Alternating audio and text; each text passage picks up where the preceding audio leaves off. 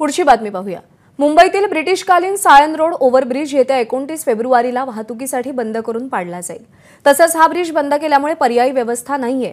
स्थानिकांनी यापूर्वी याला विरोध केला होता, मात्र पर्यायी व्यवस्था केल्याने पुन्हा हा ब्रिज बंद करून तोडला जाईल अशी माहिती आहे। या संदर्भात या पुलावरून आढावा घेतलाय अल्पेश करकरे। सध्या मुंबईतील सायन ओव्हरब्रिजवर आहे। हा ब्रिज ब्रिटिशकालीन असून 29 फेब्रुवारी पासून या ब्रिजचं काम हे तोडण्यास सुरुवात होणार आहे। 28 तारखेपासून हा ब्रिज बंद करण्यात येणार आहे। 112 वर्ष जुना हा सायन पूर्व आणि पश्चिम मार्गाला जोडणारा ब्रिज आहे।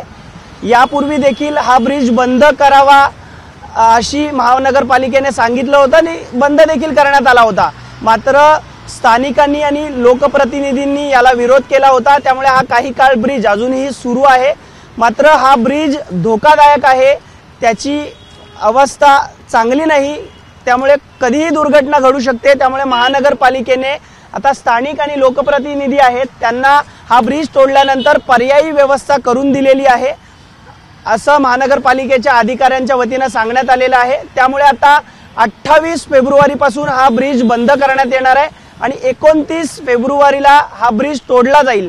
हा ब्रिज 112 वर्ष ब्रिटिशकालीन पूल आहे, याच्या खालून रेल्वे मार्ग आहे, तर या ब्रिजवरून सायन, कुर्ला, माटुंगा, धारावी या परिसरात जाणाऱ्या येणाऱ्या स्थानिक लोकांसाठी हा ब्रिज फार महत्त्वाचा आहे।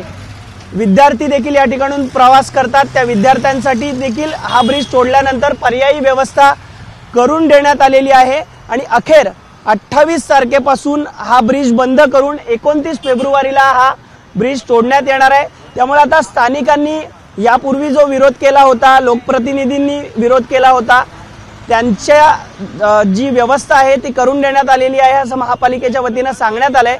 त्यामुळे आता हा ब्रिज 28 तारखेपासून बंद करून 29 तारखेपासून तोडण्यात येणार आहे आणि 2 वर्षात हा ब्रिज बनवला जाणार आहे।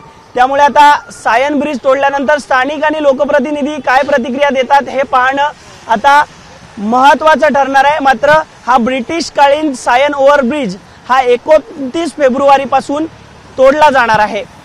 कॅमेरामॅन अरविंद वारगेसह मी अल्पेश करकरे, एबीपी माझा, मुंबई। एबीपी माझा, उघडा डोळे बघा नीट।